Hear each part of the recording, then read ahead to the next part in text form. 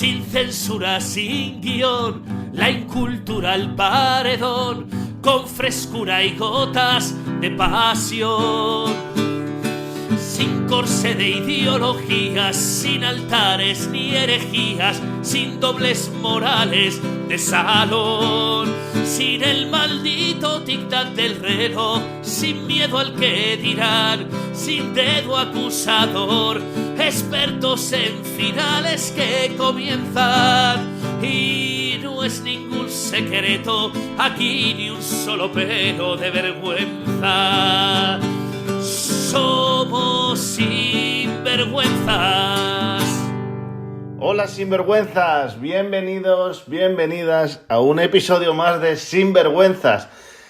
Este programa cada vez se está poniendo más serio, cada vez estamos trayendo gente, está creciendo a un ritmo que yo jamás me hubiera imaginado y estoy agradecidísimo. Así que bueno, pues si quieres seguirlo y si quieres escuchar los programas anteriores, te invito a que te suscribas, en iVoox, en Spotify, en YouTube, en Raúl Martín Sinvergüenzas, y que te estés atento y atenta porque va a haber muchas cositas guays. Ya tengo cerradas varias entrevistas guays y lo que tenemos ya está bastante bien. Hoy, con motivo del Día del Libro, fue el Día del Libro cuando se produjo esta entrevista, tuve el honor de entrevistar a Fernando Sánchez Dragó. Fernando Sánchez Dragó me ha dicho un montón de gente que si es un gilipollas, que si es un imbécil, que si es un pederasta, que si es un guarro, que si es idiota. Me han dicho de todo esto. Pero yo había gente de la que me he fiado, como por ejemplo de el inspirador de este podcast, de Alex Fidalgo, que decía... Es buen tío. Y yo, como aprendiz de escritor, ¿no? Pues decía, un tío con tantos libros tiene que ser de todo menos gilipollas, ¿vale? Lo que pasa es que, claro, ya entramos en todo esto de que si es un facha, de que si es un no sé qué, de que si es tal. Es verdad que me canceló varias entrevistas, pero nunca me mintió. Y esto es de agradecer. No voy a decir los motivos por los que me canceló las entrevistas, pero la verdad es que son graciosos. Bueno, graciosos, en el momento no fueron graciosos, pero fueron graciosos. Pero es que la sinceridad sin filtros a veces es así. E incluso el día antes de esta entrevista coincidió con una baja que me dieron a mí. Y dije, coño, pues voy a aprovechar y le voy a preguntar a ver si puede. Le dije, ¿puedes mañana y tal? Total, que al final sí quedamos, pero aún así me dijo, quedamos a las 12, pero a lo mejor a última hora te digo que no me apetece porque me da por ahí. Yo soy así. Y la primera que te viene a la cabeza dices, qué gilipollas. Pero por otro lado, dices, pues qué sincero, pues es verdad. ¿Por qué me va a contar una milonga si es que no le apetece? ¿Vale? Así que nada, muy agradecido. Empieza el fuerte. Yo le intento buscar ciertas polémicas y él sabe que lo estoy buscando. Y muy caballerosamente ambos salimos de ese papel, porque no es el papel de este programa, no es el papel de... No somos Telecinco, no somos Mediaset, no buscamos la polémica, sino buscamos el aprender, el inspirar y el conocer a personas, a las personas que hay detrás de los personajes. Y este es un ejemplo maravilloso. La entrevista de hoy es un ejemplo maravilloso de conocer a una persona. De hecho, Fernando tiene aquí en mí un admirador de aquí a siempre, y mira que no siempre he sido muy admirador suyo, pero hablamos de escritura, hablamos de lo que él considera que es un escritor, hablamos de lo que él considera que es la muerte de la literatura, de que es muy fácil escribir libros hoy en día, pero no hay corazón, no hay alma, no hay trabajo, no hay... Bueno, estamos de acuerdo en algunas cosas, en otras no. Escuchar la entrevista, pero sobre todo, y esto lo digo de corazón, descubro una buena persona. Y es por lo que, si acaso se viraliza algo de este podcast, de este episodio, sea lo que se viralice. La gran persona que hay detrás de Fernando Sánchez Dragó. Así que, sin más, no os robo más tiempo y os dejo con esta entrevista de la cual estoy muy, muy, muy orgulloso.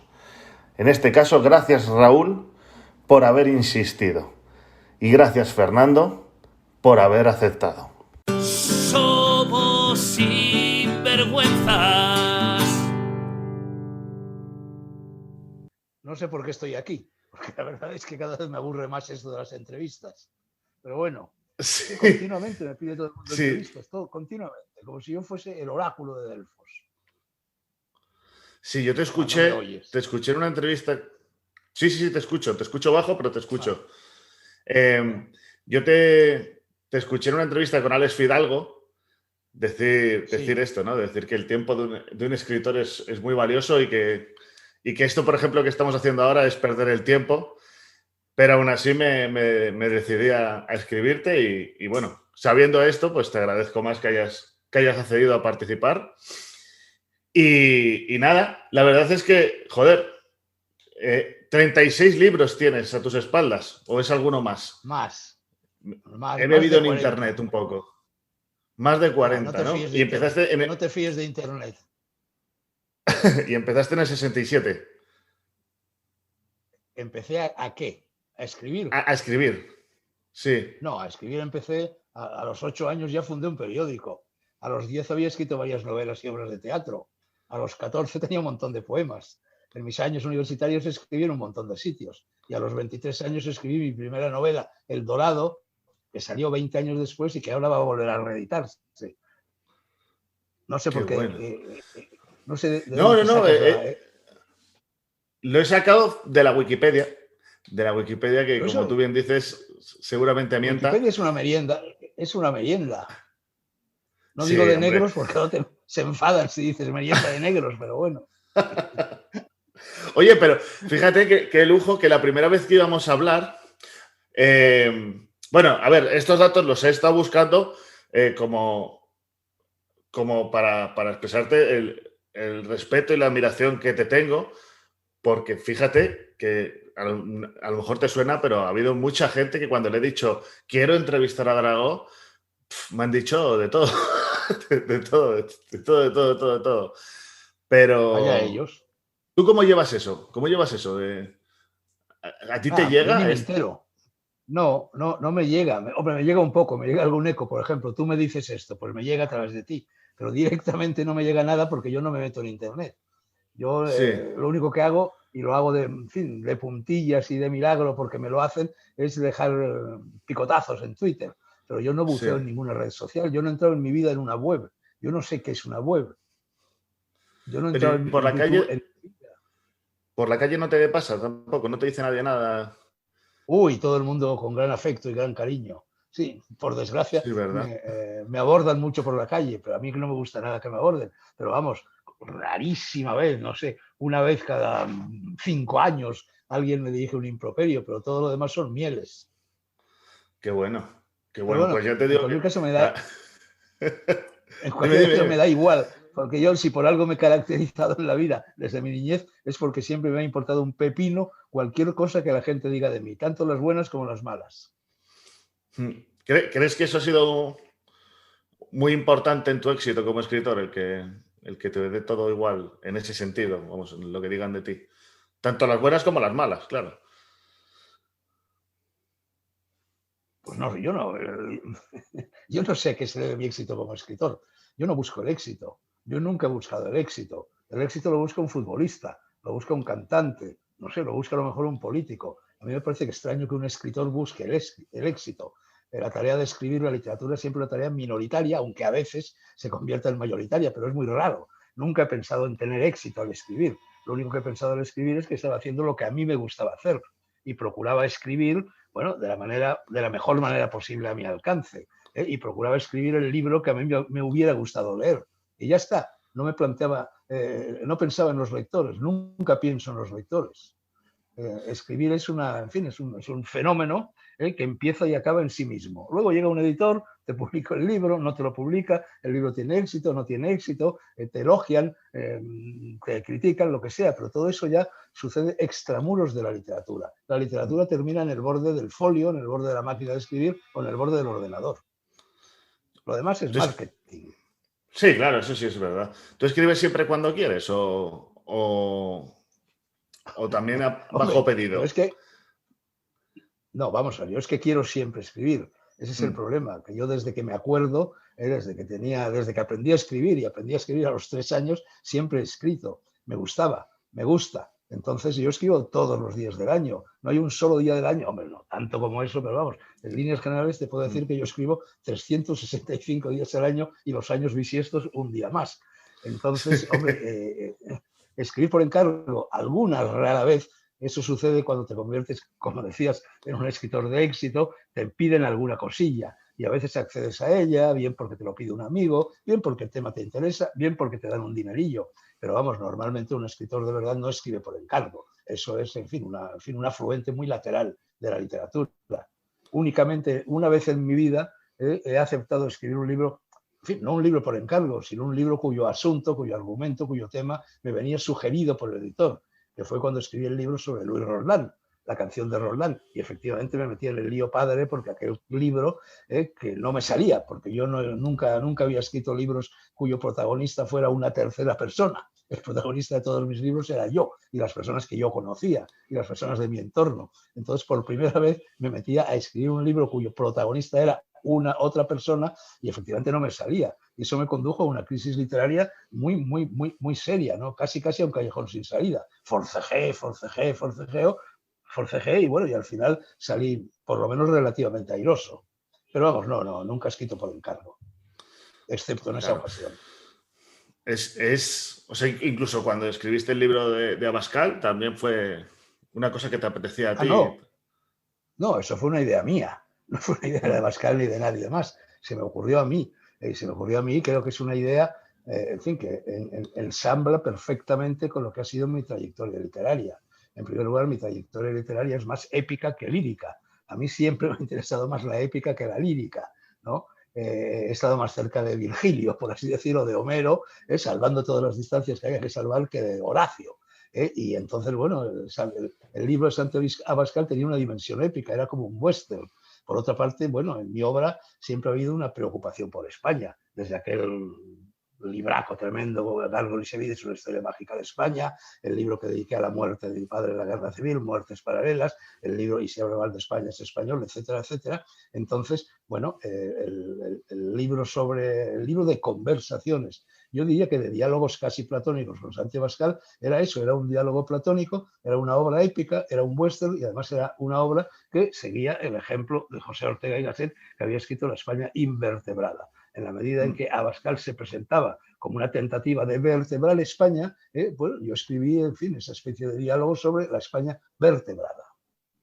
Sí, además este libro sí lo he leído yo y bueno, cuando lo compré, te puedes imaginar, ¿no? Pues desde mi familia hasta mis amigos, porque me estaba gustando bastante, porque me pareció que era una conversación bastante sincera, ¿no? Y informal y no sé. A mí me gustan ese tipo de conversaciones, por eso hago esta entrevista, pero bueno, me llamaron bueno, lo más bonito que me llamaron fue facha y tal, y esto es la gente que me quiere, o sea que... facha ahora es un elogio. Sí, pero por ejemplo... Me llaman a diario. Pero tú querrías hacer también esto de encerrarte en Castilfrío, te he escuchado alguna vez, con Pablo Iglesias. Que creo que lo vas a tener más fácil dentro de poco, pero no, sí te gustaría. No, porque la importancia de Pablo Iglesias es una importancia dada no tanto por el propio Pablo Iglesias como por el contexto y por el fenómeno que ha desencadenado. En la medida en que ese contexto se está difuminando y el fenómeno también, Pablo Iglesias deja de tener interés. Digamos que pasa a los bastidores. Pues Aparte de eso, Pablo Iglesias no se dejaría, no conversaría conmigo. Supongo, vamos. Sí, ¿por qué crees de hecho, que alguna vez... ¿Te tiene miedo o algo? Bueno, pues Bueno, pues, en fin, no le debo caer muy simpático que digamos, tiene miedo, pues quizá tenga un poco de miedo, al mismo tiempo, bueno, pues supongo que la visión que tiene de mí es la visión de alguien que le va a tender una trampa, cuando yo jamás en mi vida he tendido una trampa a nadie y creo haberlo demostrado a lo largo de casi 50 años haciendo programas de televisión, de entrevistas con escritores, en los cuales siempre he llevado a todo tipo de escritores, fuera cual fuera su ideología, y jamás me he ensañado con ninguno, jamás. Bueno, una Sí, vez en mi vida, y bien que me arrepentí. lo de, lo de tu tema o sea, a mí hay una cosa que me encanta de ti, aunque para conseguir llegar hasta esta entrevista de hoy la la he sufrido entre comillas, pero bueno, me gusta mucho, es tu sinceridad. O sea, tú vas de cara siempre y, y ahí, pues eso, hay quien me ha animado a decir, no le escribas nunca más porque te está vacilando enseguida. Y digo, me da igual, o sea, yo quería charlar contigo, ¿no? Porque ya ves que al final es una charla, pero cómo lleva la gente en tu entorno bueno, con la gente con la que te relacionas esa sinceridad tuya tan particular? Bueno, es que, en primer lugar, la sinceridad es un rasgo de mi carácter, pero yo creo que debería ser un rasgo del carácter de todas las personas. Y en cualquier caso, si no eres sincero, no te metas a escritor. Dedícate a otra cosa. Si te metes a escritor, bueno, un escritor que no sea sincero, en fin, es un tramposo, es un embustero, es un impostor. Y más aún si el escritor lo es, sobre todo de índole, de temática autobiográfica, como lo es mi literatura. Entonces, bueno, sería un engaño no ser sincero. La sinceridad en mí es tan espontánea como respirar. Siempre he sido sincero, no entiendo lo contrario. Mentir es muy trabajoso. Sí, Ser bueno, pero impostor es muy trabajoso, ¿no? sí, ¿Y pero cómo lleva la gente? sí, dime. Hombre, ¿cómo lleva la gente cercana? Bien. Yo soy una persona, te lo aseguro, de lo más afable, siempre he tenido el humor, de lo más simpático, de lo más abierto. Nunca he tenido problemas con la gente cercana.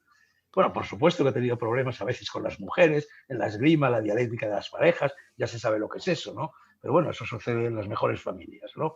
Pero nunca he tenido problemas con la gente de mi entorno. Siempre he sido amigo de mis amigos y mis amigos han sido amigos míos y la gente de mi familia, pues me he llevado siempre muy bien con ella y uno de los milagros de mi vida es que he conseguido edificar una familia en medio de tantas guerras, de tantas aventuras, en fin, de tantos exilios, una familia, en fin, una familia muy numerosa. Tengo 4 hijos, el más pequeño de 8 años, el mayor de 62.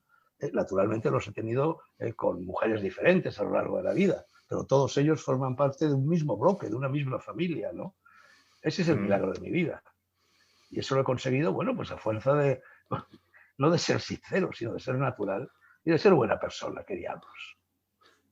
Sí, ¿verdad? No, es que yo no tengo nada en contra de tu sinceridad. O sea, porque digo que es una sinceridad, cuando te digo de ser sincero, no, evidentemente también pienso que todo el mundo debe ser sincero, pero tu sinceridad no lleva filtros. Pero que es que yo estoy muy a favor también de eso, ¿no? O sea, por ejemplo, tú ayer, cuando hablamos para la entrevista, me dices, venga, sí, pues quedamos a esta hora, pero que a lo mejor luego no me apetece y te digo que no. Eso no lo suele hacer la gente, ¿no? O sea, rápidamente se inventa alguna excusa y tal. Y bueno, pues me llama la atención y digo, joder, ¿cómo lo llevará esto con su círculo? Por ejemplo, pues con tema, dices, de las mujeres, pues ahí has tenido ahí algún lío alguna vez, por ejemplo, en televisión, ¿no? Que te han dado cera, los que te quieren dar cera. Mi mujer un Sí, día se ¿quién pegó un es? cabreo. ¿Eh? ¿Quién es? No, ¿Quién es? te quieren dar Yo es que cera. como no veo televisión, no sé de lo que me hablas. Bueno, no, a ver, tú has tenido líos con temas de mujeres. Oye, tú eres un pansexual reconocido, ¿no? Esto sí que te Bueno, lo escuché alguna vez. No, me refiero. ¿y? Y La que, pansexualidad se ha puesto de moda y yo fui, creo, la primera persona en España que utilizó esa palabra. Está sí, en mi libro El camino, El sendero de la mano izquierda. Y ahora la utiliza todo el mundo a gogo. Pero bueno, no, es sí, decir, mis líos con las mujeres no son líos. Es decir, yo he tenido efectivamente a lo largo de la vida relaciones muy intensas con muchas mujeres. Pero vamos, con decirte que la presentación, no de mi último libro, sino del último libro que presenté, porque yo ya no presento libros, vinieron 4 de mis ex. Señal de que me he llevado siempre bien con ellos, ¿no? sí. excepto con algunas que se perdieron en lejanas geografías o en la noche de los tiempos. No, no. En fin, yo he tenido con las mujeres lo que suelen tener casi todos los hombres y las mujeres en esa dialéctica de las mujeres, en esa dialéctica, en esa esgrima del amor, del matrimonio, en fin, de la pareja, nada más ni menos. Tampoco te creas que tantas, ¿eh? Sí, pero tú, por ejemplo, muchas veces hablas de ser caballero y yo también, en cierto sentido, y aquí yo sé que esta charla también me va a costar mis palos, pero me da igual. Yo también opino, como tú, muchas veces de ser caballero, de cierto respeto a la mujer, en plan de, por ejemplo, no desvelar ciertos nombres o tratarlas, pues como se nos ha enseñado de siempre, de lo que ahora se llama machismo. O sea, ¿tú qué opinas de esto? De que ahora a No, ser pero caballero se le llame machista. Ponerle una Coca-Cola a una mujer antes o que a ti o tal, se esté viendo como mal. No sé. eso simplemente es ser galante.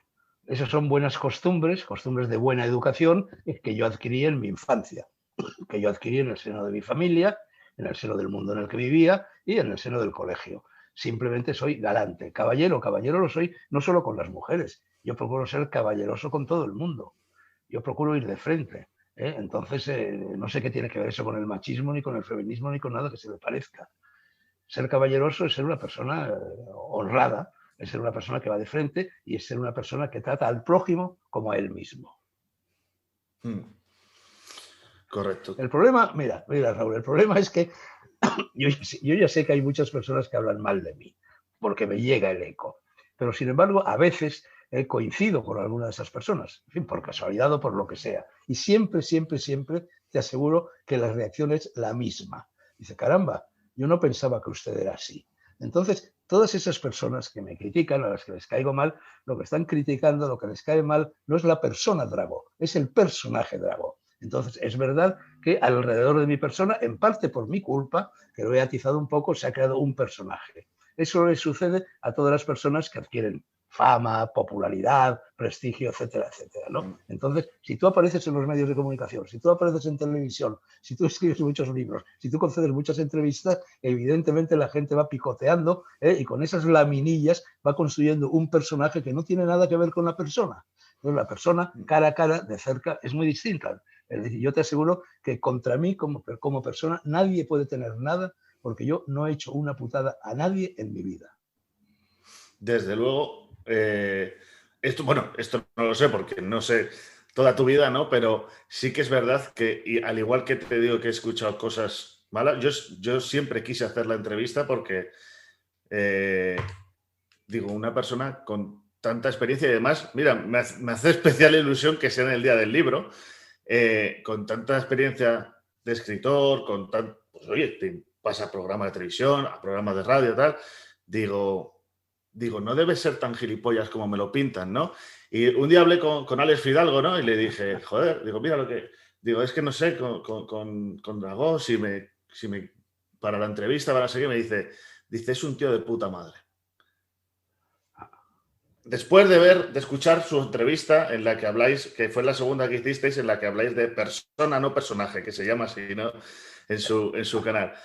Y me dieron todavía más ganas de conocerte, ¿sabes? Y digo, joder, porque luego le escuchas y, por ejemplo, mira, una noche yo me pongo podcast para dormir, ¿no? Y una noche pues cayó el tuyo, ¿no? Y justo era el de Alex Fidalgo, pero la primera entrevista.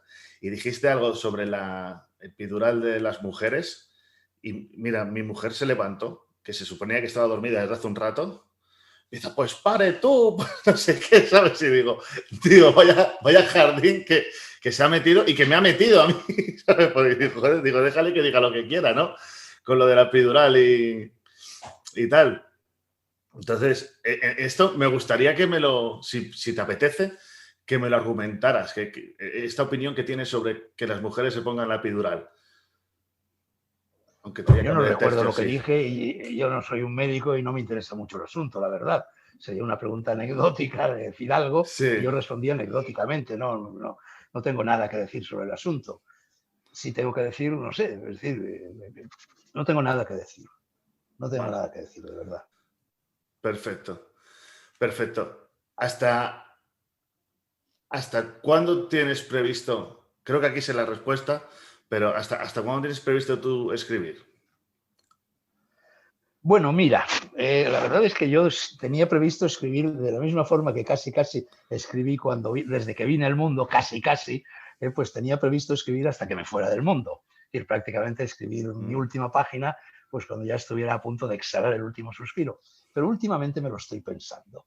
Últimamente me lo estoy pensando, pues por muchas razones. En primer lugar, porque envejezco. Eso no tiene la más mínima duda. Entonces, yo hasta hace relativamente muy poco tiempo yo, bueno, no me sentía envejecer, ahora me siento envejecer. Ahora estoy desembocando, en fin, en esa laguna terminal de una vida que es la senectud, que es la ancianidad, que además es un periodo fantástico si no tienes demasiados achaques en fin, y si dura, no si se acaba enseguida. Entonces, realmente llega un momento en que a mí lo que me apetece es no enterarme de nada, no saber de nada. Yo no me entero de casi nada. Yo me paso el día encerrado en esta habitación en la que me encuentro ahora. Yo no tengo vida social, cero, nunca, jamás. Yo no voy jamás a fiestas. Yo es rarísimo que tú me encuentres a mí en un bar. Bueno, ahora evidentemente con la pandemia menos, pero antes tampoco. Yo soy una persona muy solitaria. Yo soy una persona que me he ido a vivir a un pueblo de 12 habitantes.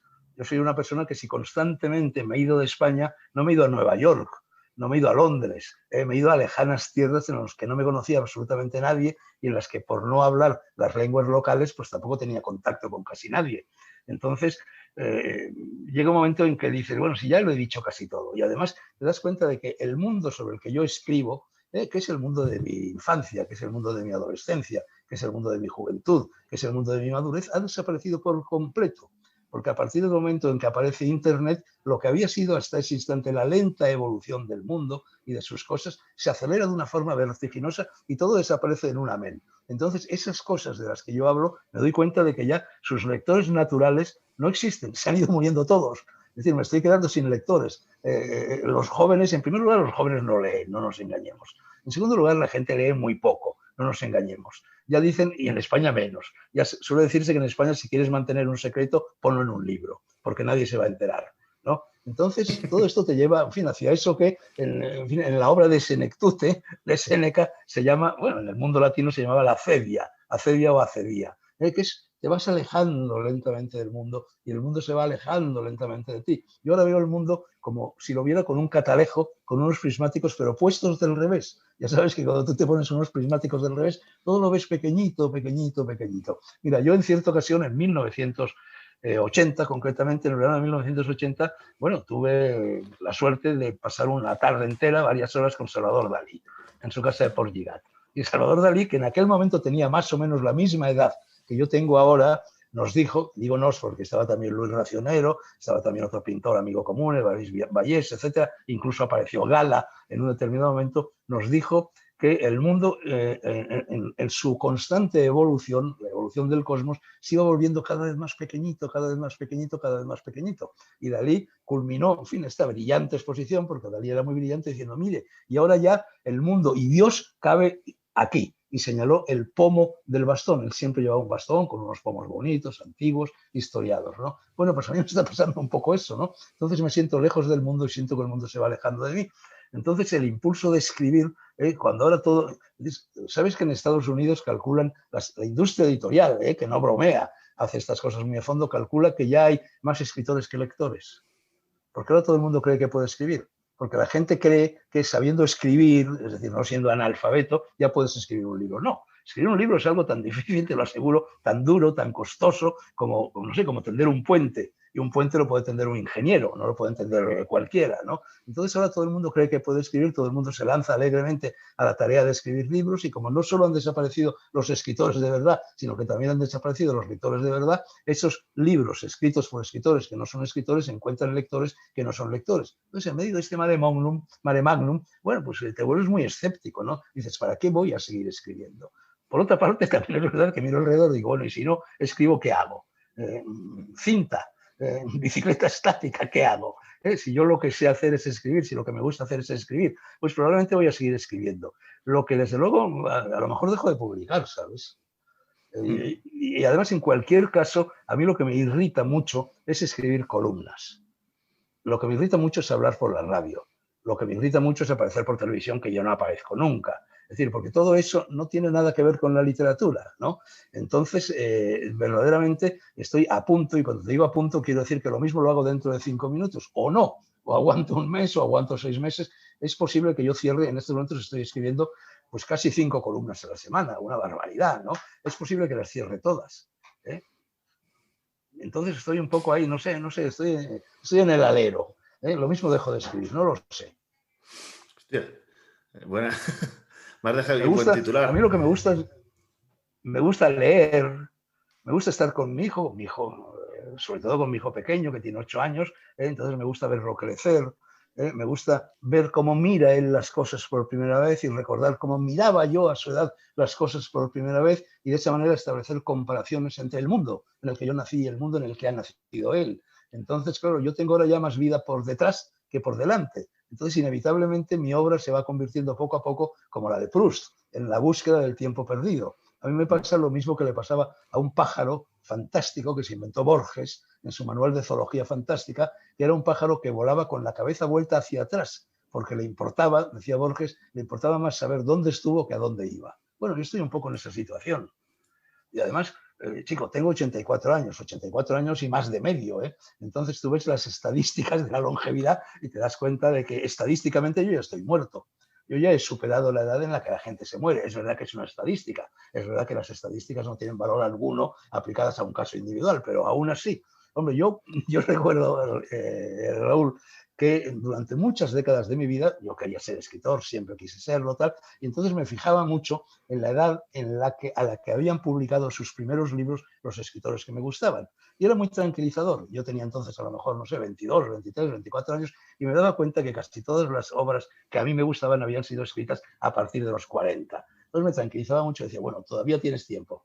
Todavía puedes perder el tiempo, Fernando. Hasta que no te lleguen los 40 no tienes por qué sentarte de verdad a escribir tu gran obra maestra, etcétera, etcétera, etcétera. Bueno, pues ahora también me fijo mucho, pero no en la edad en la que los escritores o las personas han escrito su primer libro, sino en la edad en la que mueren las personas. Y ellos nos digan lo que nos digan, los médicos, los sanitarios, las estadísticas, etcétera, me doy cuenta que casi todo el mundo se muere a mi edad. Que de hecho mi agenda de teléfono se ha convertido en una especie de sepulcro colectivo. Voy tachando todas las personas que han muerto. Entonces, bueno, cuando tú tienes la muerte tan cercana, te planteas las cosas de forma muy diferente, ¿no? Hombre, ya ves. Ya. Pero bueno, tú tienes tus truquis, ¿no? Tú tienes tus truquitos Sé para... que contarle esto a alguien de tu edad es inútil. No lo vas a entender, yo tampoco lo entendía a tu edad, pero es así. No, bueno, Yo pero tengo tú, mis trucos.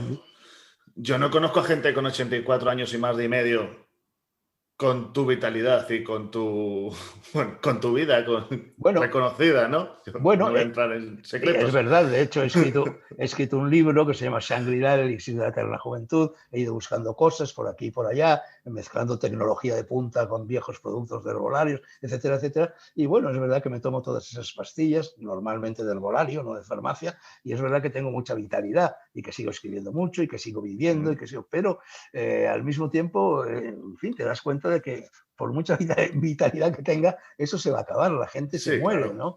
Todo el mundo se acaba muriendo, ¿no? Ten en cuenta que esto de la longevidad, mira, los doctores de esa nueva ciencia que se llama el anti-aging, el anti-envejecimiento, dicen que hay 3 factores en tener más energía, es decir, en envejecer más lentamente. Uno son los genes, y ya está. Bueno, evidentemente, yo vine al mundo, mérito de mi padre, mérito de mi madre, mérito de mis antepasados, no lo sé, con una buena carga genética. Pero bueno, eso es la que es y ya está, y punto. Hombre, puedes cuidarlo un poco, etcétera, pero nada más. Segundo, es muy importante el estilo de vida.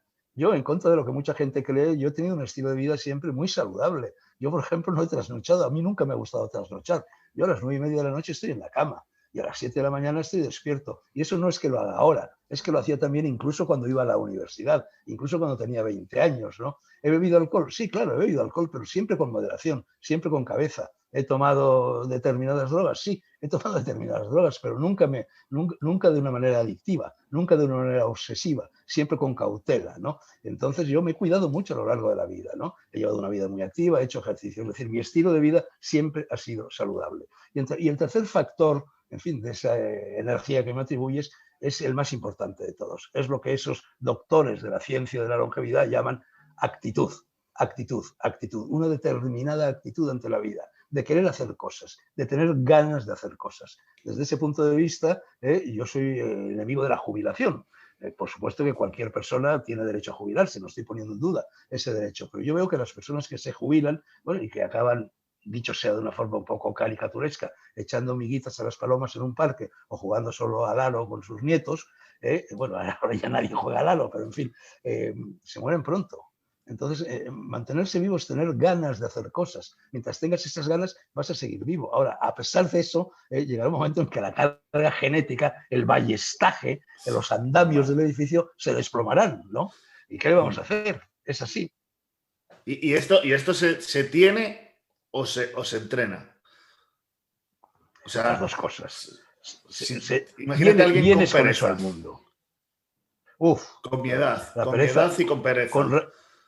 Con razón dice la Biblia que la pereza es la madre de todos los vicios. Lo es, claro, por supuesto. Mira, hay pecados capitales y virtudes capitales. Los pecados se llaman capitales porque verdaderamente son zancadillas, son trabas que el hombre se pone a sí mismo en su trayectoria por la vida. Bueno, yo he procurado tener más virtudes capitales que vicios capitales.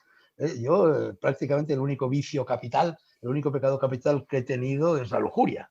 No he tenido ningún otro. Yo no he sido avaricioso, yo no he sido envidioso, yo no he tenido gula, yo no he sido soberbio, ¿no? Pero sí, es verdad, he sido lujurioso. Es decir, el sexo para mí ha sido algo muy importante.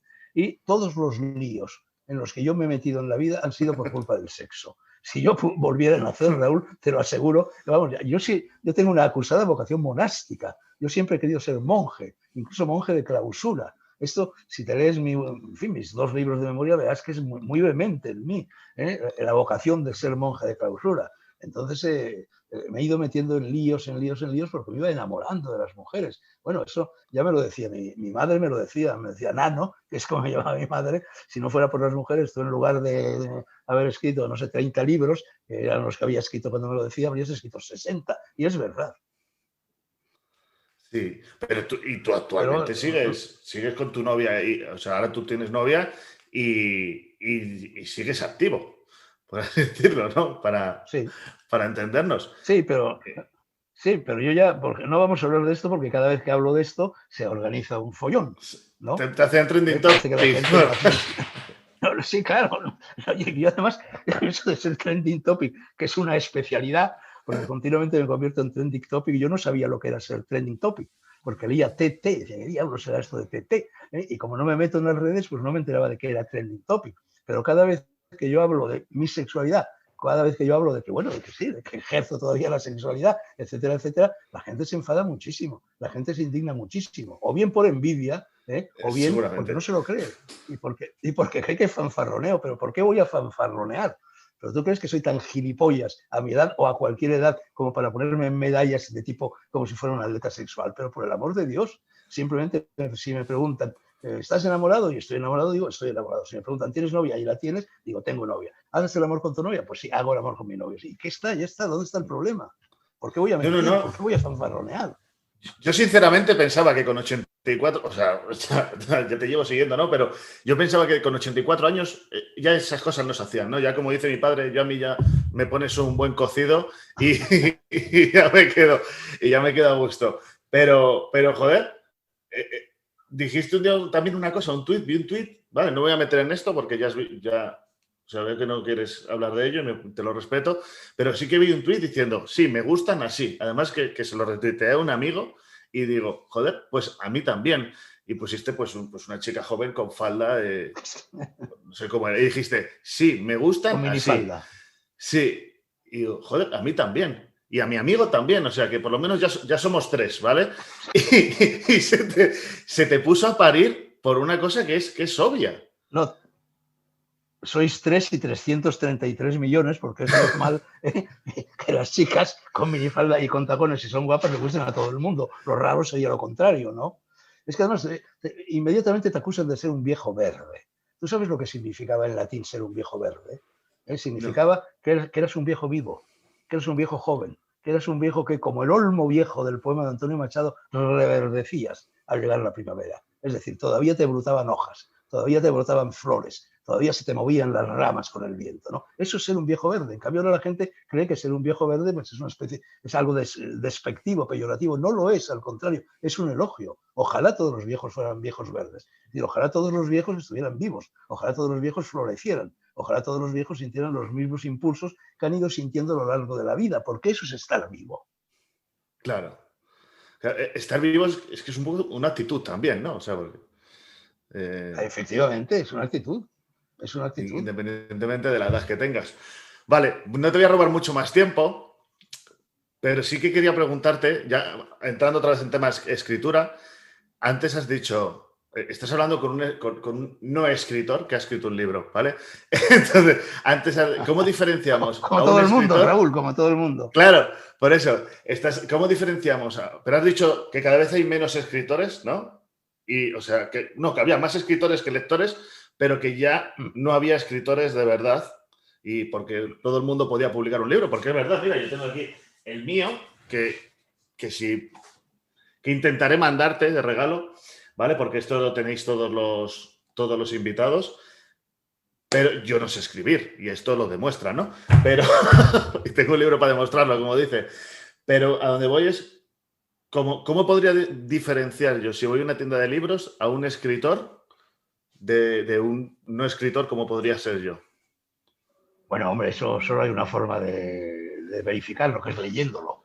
Leyéndolo te darás cuenta de si ese escritor es un escritor de vocación o es un escritor de afición. Es un escritor, claro, la mayor parte de la gente que se pone a escribir, bueno, escribir está de moda. Publicar un libro es muy bonito, pinta mucho, ¿no? Sí, muy fácil. Es cool, es glamuroso, etcétera, ¿no? Entonces, la gente no se da cuenta de que yo muy a menudo, y esto lo he contado con frecuencia, al término de una conferencia, en fin, de un acto, en fin, cultural, más o menos, se me acerca algún chico joven que me pregunta qué hay que hacer para ser escritor. A mí me gustaría ser escritor, pero yo no sé si lo soy, si no lo soy, etcétera. Y yo siempre le hago la misma pregunta. Le digo, si tú estuvieras en una isla desierta y no tuvieras ni siquiera una botella para tirar al mar tu manuscrito, ¿escribirías? Y por lo general se quedan muy sorprendidos y me dicen, no, claro, no escribiría. Digo, tú no eres un escritor.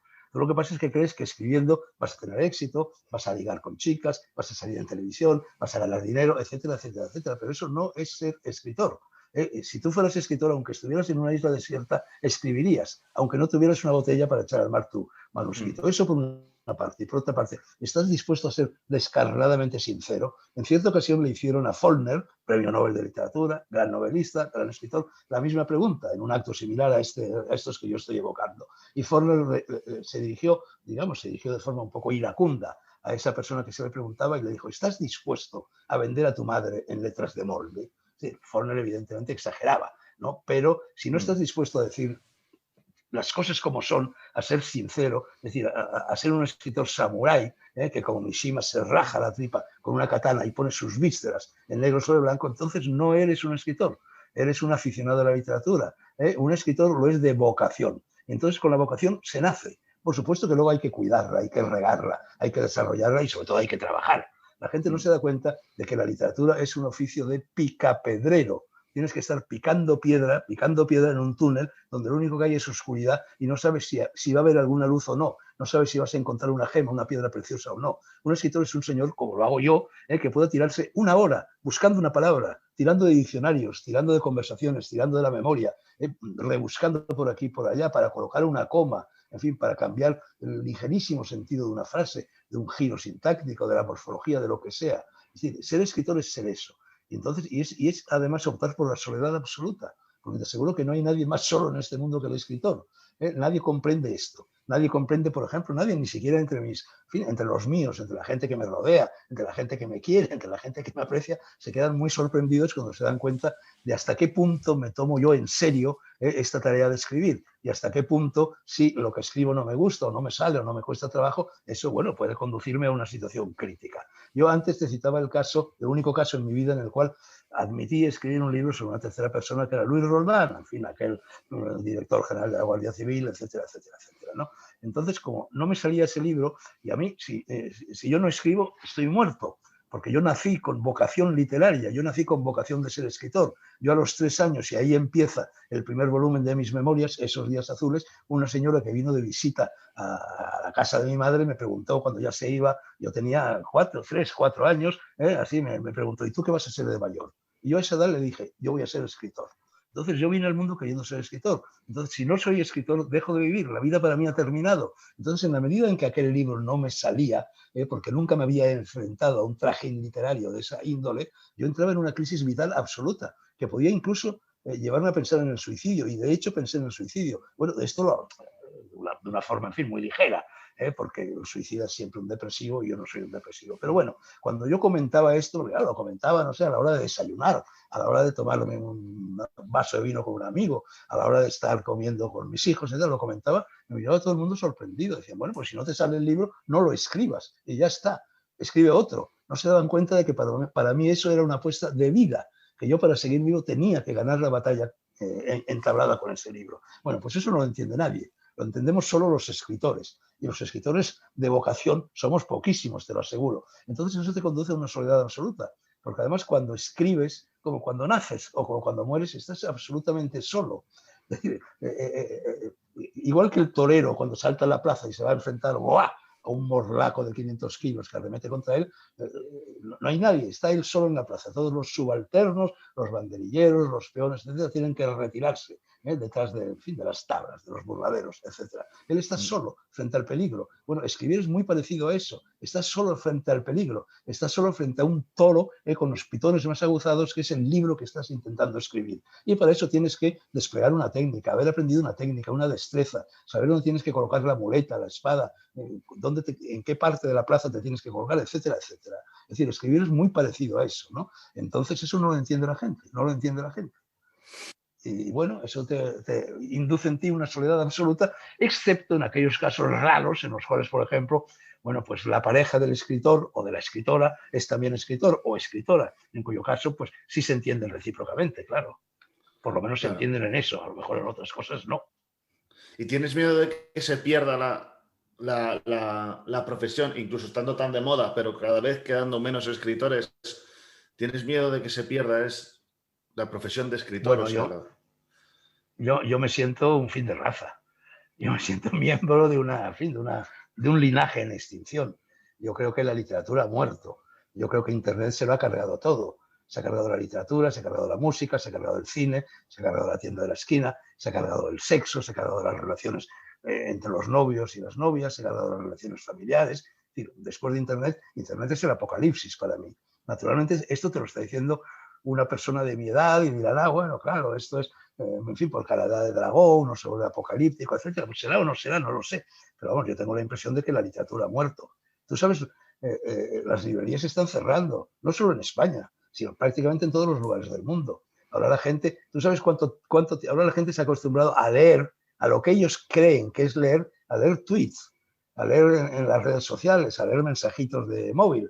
Entonces, en Estados Unidos han calculado cuánto tiempo tarda una persona, un adicto a Internet, y en fin, toda la gente que tiene de 50 años para abajo es adicta, cuánto tardan en hacer clic. Es decir, empiezan a leer algo, da igual que sea un libro, la noticia de un periódico, lo que sea, y hacen clic, saltan a otra cosa. ¿Sabes cuánto tiempo tardan? Mejor dicho, tardaban, ahora tardan menos, 19 segundos. Entonces, imagínate, tú empiezas a leer el Quijote y empiezas a leer en un lugar de la Mancha de cuyo nombre no mucho Hidalgo, y al llegar a Galgo Corredor, que es el título de mi último libro, ¡plaf!, saltas a la crítica de la razón pura de Kant, digo por decir un disparate, ¿no? Entonces, eso no es leer.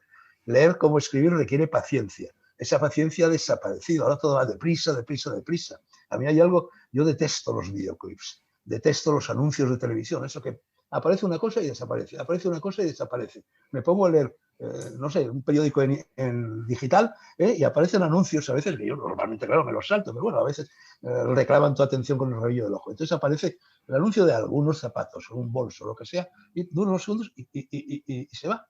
Y aparece otra cosa, y otra cosa, y otra cosa. Tú vas ahora a un programa de televisión, a un programa de radio, y el entrevistador continuamente te está diciendo, sé breve, sé breve, sé breve. No, un momento. Seré breve cuando se pueda ser breve. Evidentemente hay preguntas y respuestas que exigen no brevedad, sino todo lo contrario. Entonces, la literatura es lo contrario de ser breve. La literatura es ve despacio, ve despacio, ve despacio, ten paciencia, trabaja. Entonces ha desaparecido del mundo, de este mundo ha Sí, desaparecido. y hay que generar esa imaginación y hay que describir bien las cosas para que tú te puedas poner en la situación, ¿no? Pero sí es verdad, a mí, por ¿Tú ejemplo, sabes, yo ahora... Dime. ¿Tú sabes cuál es la venta media de un libro en España en estos momentos? No te lo vas a creer. 400 ejemplares. Naturalmente que hay otros casos, casos Sí, excepcionales. Hay bestsellerones, etcétera, pero la venta media de un libro, de un libro escrito con cierta pulcritud, por lo menos, y publicado, en fin, por una editorial, en fin, más o menos de cilindrada media, también una editorial honorable, la venta media son 400 ejemplares. Tú imagínate el trabajo que da escribir un libro. Un libro tendrá, bueno, más o menos 300 páginas. Detrás de esas 300 páginas, como mínimo, hay un año de trabajo. Un año de, en fin, de trabajo muy duro, del trabajo solitario, de picar piedra, como te decía antes. Bueno, ¿qué derechos de autor puede arrojar ese libro? 400 ejemplares a 2 euros de derechos de autor por cada ejemplar si el libro cuesta 20 euros, uy, 800 2 euros. euros. 800 euros, de los cuales Hacienda se te lleva el pellizco que se te lleva. Entonces, evidentemente, quien hace eso no lo está haciendo por dinero, aunque pueda tener la esperanza vana de que va a ganar dinero y a veces lo gana. ¿eh? Yo he ganado dinero con la literatura, es verdad, pero bueno, eran otros tiempos, ¿no? Entonces, quien hace eso lo hace porque tiene vocación, porque le da igual el dinero, porque no busca el éxito. Pero queda muy poquita Sí. gente así, ya somos supervivientes de una raza en extinción. Yo he vendido más de 400 libros, ¿eh? Y no me ha publicado nadie. Bueno, pero O sea, de ir a te lo has conferencias... autopublicado tú. Sí, sí, sí, yo me lo he impreso, o sea, Sí, claro, me lo pero han maquetado y te lo tal. has currado. Te lo has impreso Claro, tú, joder, son has convencido a 140 tus páginas. amigos, el portero de tu casa lo ha comprado, tus primos lo han comprado, tus amigos lo han comprado, lo has presentado por aquí, por allá, la gente que iba a una presentación compraba 5 ejemplares, y así poco a poco, pero hostias, ¿No? los libros no se vendían así antes, Pero ibas los a una libros se vendían porque alguien conferencia, iba a una librería y los... Sí. eso sí.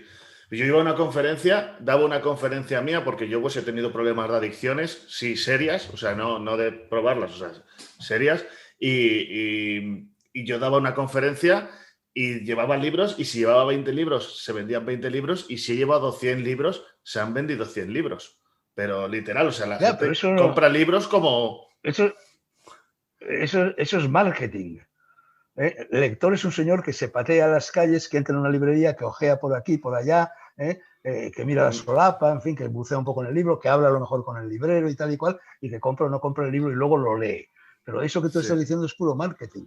Si tú eres famoso, te publican un libro porque seas famoso. Normalmente un libro que no ha escrito el famoso. Claro, los futbolistas no escriben, los políticos no escriben, los cantantes no escriben. Se los escriben personas facilitadas por la editorial. Entonces, ¿por qué la gente compra un libro escrito, pues no sé, por Messi, suponiendo que haya un libro escrito por Messi? ¿Qué tendrá que ver el fútbol con la literatura? Yo no puedo entender que una persona lea un libro porque lo ha escrito un futbolista. Comprendo que una persona a la que le guste el fútbol, si ese futbolista es bueno, vaya a ver al campo, al estadio, al futbolista, lo vea incluso por televisión, pero no como que compre un libro. Es como si yo de repente dijera, voy a jugar un partido de fútbol en el Estadio Bernabéu. Y llegaron allí 100.000 personas a ver cómo yo, con 84 años a cuestas, que soy escritor, doy patadas a un balón. Es absurdo, nadie va a venir a verme, ¿no? Bueno, pues así estamos, Raúl. joder, pues qué pena A mí hay algo que, en fin, verdaderamente me desalienta. Cuando yo eché mis primeros dientes en el mundo de la literatura, de las tertulias literarias y del Café Gijón, en fin, etcétera, etcétera, etcétera, cuando te topabas con colegas que estaban escribiendo, que habían escrito, que iban a escribir, que habían publicado, que iban a publicar, la pregunta que nos hacíamos los unos a los otros era sobre el libro. Así, ¿y de qué trata tu libro? Y en fin. Ahora no. Ahora lo que te pregunta todo el mundo, ya sea un colega, ya no lo sea, es, ¿funciona? Es decir, ¿se vende bien? Y digo, un momento, ¿pero cómo que funciona? Yo no vendo libros, yo los escribo. Los libros los venden los editores, los libreros y los distribuidores. Y yo, como autor, podré estar agradecido a todos ellos si mi libro se vende bien, porque eso va a generar unos derechos de autor que me van a permitir dedicar mi tiempo futuro a escribir otro libro. Pero nada más. Yo, por ejemplo, cuando yo no pregunto nunca la tirada de mis libros. Es verdad que una vez al año me envían en unos documentos Excel, creo que se llama eso ahora, un documento Excel, que no sé muy bien lo que es, me envían unas cosas enrevesadísimas donde vienen los ejemplares que se han vendido de tus libros, los que quedan, la liquidez, los derechos de autor, los no sé qué, los no sé cuántos, tal y cual. Bueno, yo es que ni lo miro, no me interesa lo más mínimo. A mí no me interesa saber cuántos ejemplares se venden de mi libro, a mí lo que me interesa es escribir el libro. Todo lo demás es extramuros de la literatura. Y en cambio es lo único que ahora parece interesar a la mayor parte de mis colegas. No, un editor lo primero que te pide es un briefing. Que le vendas de qué va a ir tu libro antes de escribirlo incluso. O sea... Bueno, efectivamente. Incluso los libreros compran, es decir, le dicen al editor, pues mire, nosotros creemos que este libro, debido a las características del autor y debido al tema que toca, va a vender 500 ejemplares aquí, 300 allá, entonces haga usted una tirada de 4.227 ejemplares. Es decir, están vendidos los libros antes de que se escriban, claro, lo cual verdaderamente es absurdo, ¿no? Y no sabes ni cómo Una gran escribe la mentira. persona. Evidentemente. Bueno, eso es una manía que viene también de Estados Unidos, donde la figura del editor es tan importante como la del escritor. Incluso en el caso de grandísimos escritores, que dice que Hemingway escribía una novela, se la entregaba a su editor y el editor la cogía por aquí, la cogía por allá, cortaba, sugería, discutía tal y cual y rehacía en cierto modo el libro. Bueno, eso en España ya sucede.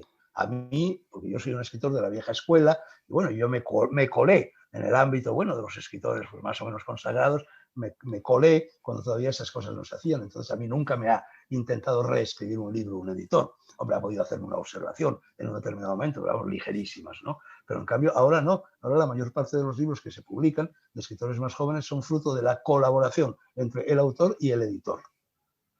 Y los lectores de la editorial. Entonces, bueno, pues claro, en fin, esa cosa, en fin, que es el impulso creador, se difumina por completo, ¿no?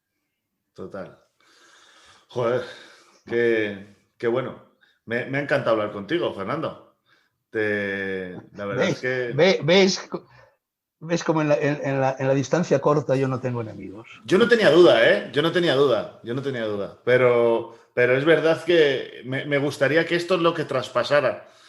Esto es lo que traspasara con la entrevista. De hecho, esto se llama Sinvergüenzas, que es un poco lo que tú decías, lo que pasa que en otro formato, en formato vídeo, en formato audio, de abrirte con la katana, sacar las vísceras y hablar con naturalidad de cosas normales.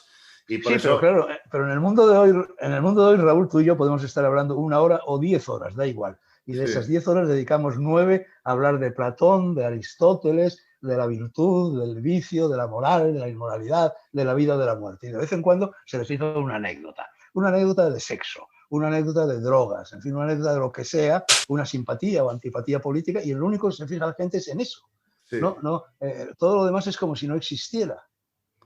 Total. Entonces, totalmente claro, de acuerdo. Lo anecdótico prima siempre sobre lo categórico, porque la gente no tiene paciencia para fijarse en lo que verdaderamente es importante, ¿no? Se fija solo en lo superficial, en el frufru, en la hojarasca, Internet una vez más, los SMS, los chats, todo eso.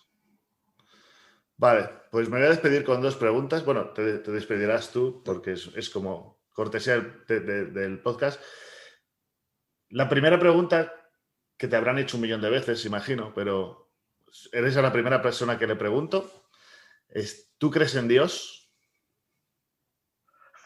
Efectivamente, me la han hecho millones de veces.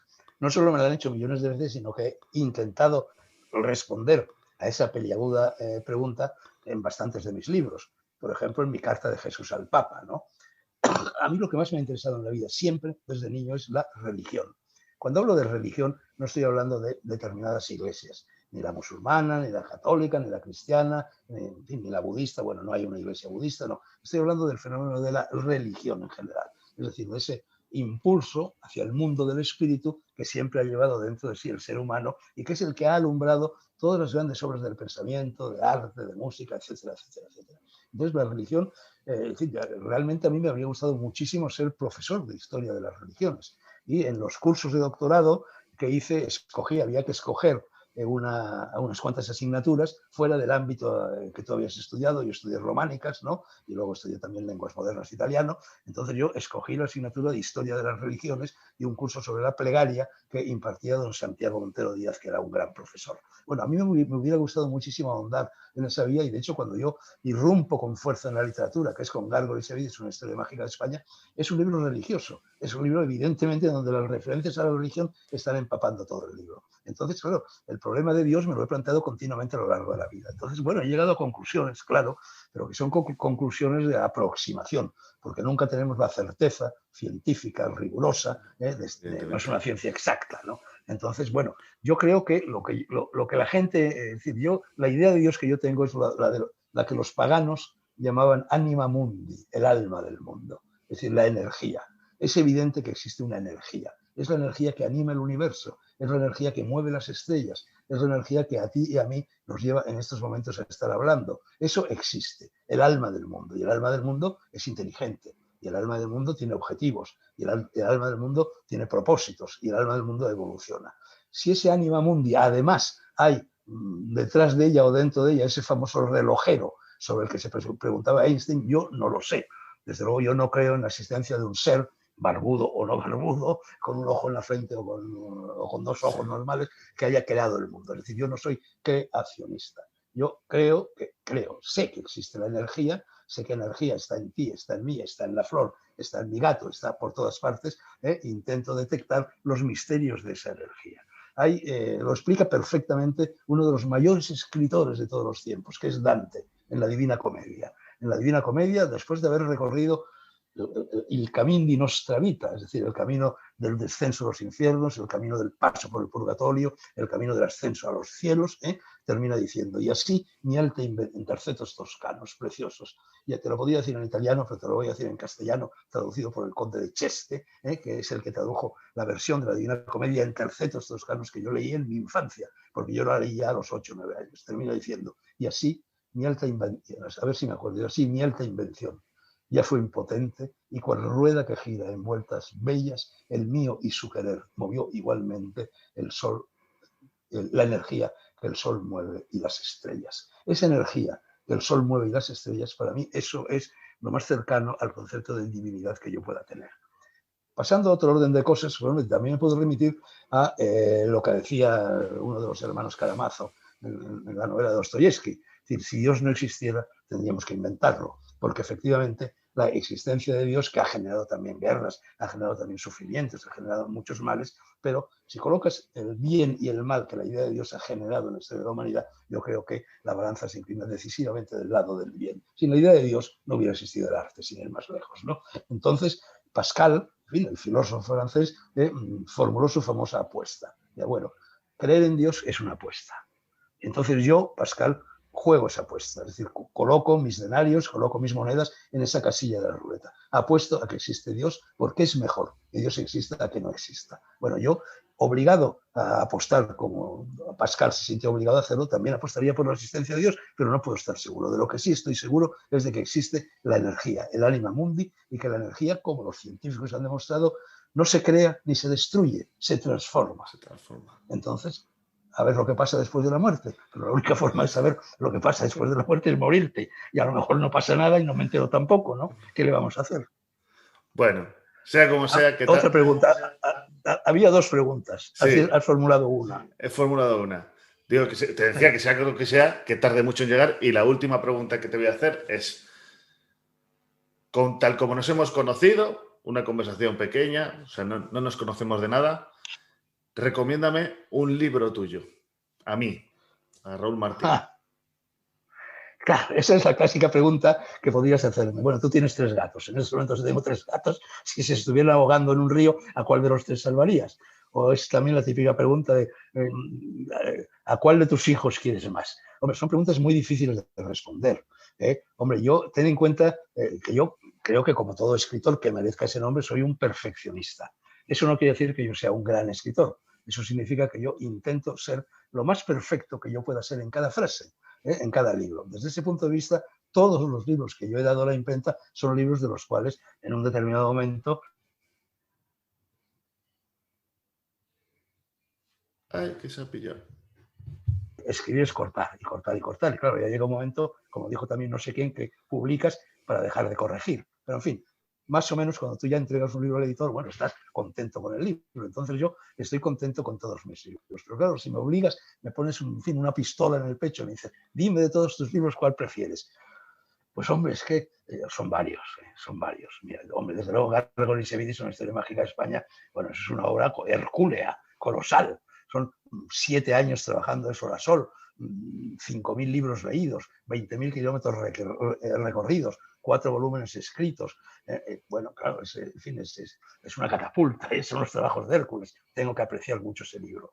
Y luego aprecio mis 2 últimos libros de memorias. Es decir, Esos días azules, Memorias de un niño raro, y el último que he publicado hace muy pocos meses, que se llama Galgo Corredor, Los años guerreros. Entonces yo ahora tendría que empezar a escribir el 3er volumen de esas memorias, que ya no serán los años guerreros, sino serán los años viajeros, los años que empiezan cuando en 1964 yo escojo el camino del exilio. Digo escojo porque a mí nadie me obligó a exiliarme, me exilié yo porque me dio la gana, y entonces emprendo todos esos largos años de viajes, no por el mundo cercano, sino por el mundo remoto. Bueno, ese libro llegará o no llegará, ya veré. Entonces, claro, son libros que me gustan mucho también, pero ya ves, hay un libro que está muy cerca de mi corazón, porque es un libro escrito solo con buenos sentimientos, es un libro escrito solo con emoción, que es el libro que dediqué a mi gato Soseki, que se llama Soseki, Inmortal y Tigre. Ya sabes que aquel gato extraordinario, como lo son todos los gatos, bueno, se murió en circunstancias que para mí fueron muy dolorosas, y entonces, bueno, cautericé la herida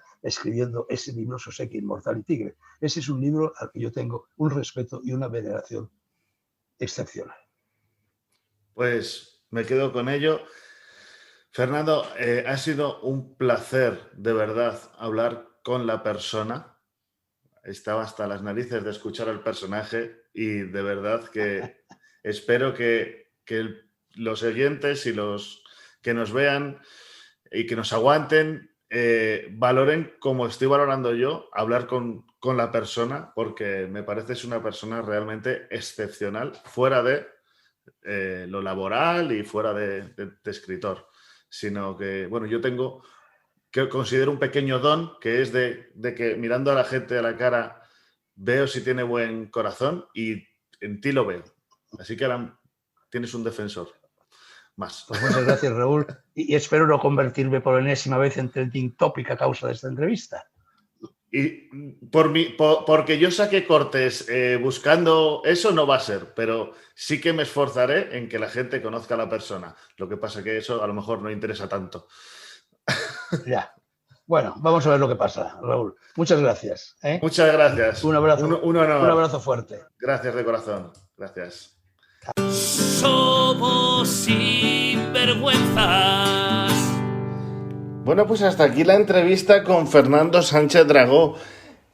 Como habrás visto, si te has quedado hasta el final, es una persona muy distinta a lo que el personaje nos quería hacer ver.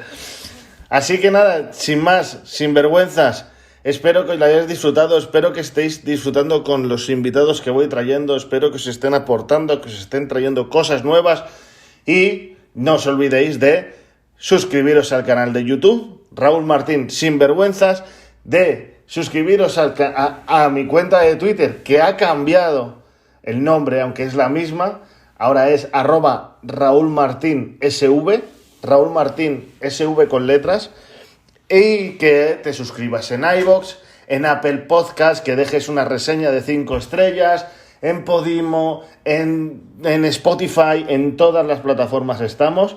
En el podcast, en el Twitter voy subiendo también todos los enlaces y todo. Y nada, y en Instagram me puedes seguir también en @RaúlMartinMoreno. @RaúlMartinMoreno. Así que nada, déjame tus comentarios, escríbeme, mira, sinvergüenzas@gmail.com. Tenemos nuevo correo también. Escríbeme todas las sugerencias que quieras. Dime quién quieres que entrevistemos. Dime qué te han parecido los programas. Ponlo en comentarios. Necesito tener tu feedback para poder crecer. Y sin más, te espero en el siguiente programa, que seguro que también es un invitado de los buenos, porque tengo ya varias cositas apalabradas. Así que nada, hasta el siguiente episodio. ¡Sinvergüenzas! Aprendí a echarte huevos. Vida, dame problemas, que yo ya aprendí a echarte huevos.